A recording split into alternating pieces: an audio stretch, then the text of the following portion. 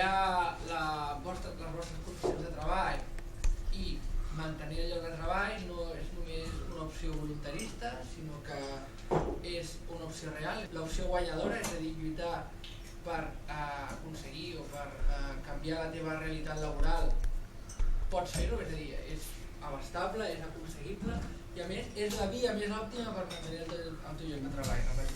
Vamos a meter el miedo en el cuerpo para que la gente nos haga así y podemos firmar sin remordimiento de conciencia.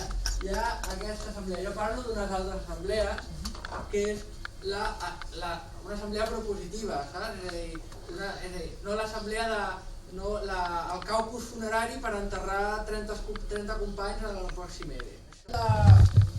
Fotre 8 hores al dia i fotre't cap a casa, això mor. Bàsicament perquè mentre tu estàs treballant amb el teu, com he pogut veure al principi, hi ha gent que li està donant al cap per fotre't la patada. Llavors, evidentment, tens que guanyar aquest terreny. I llavors, el tema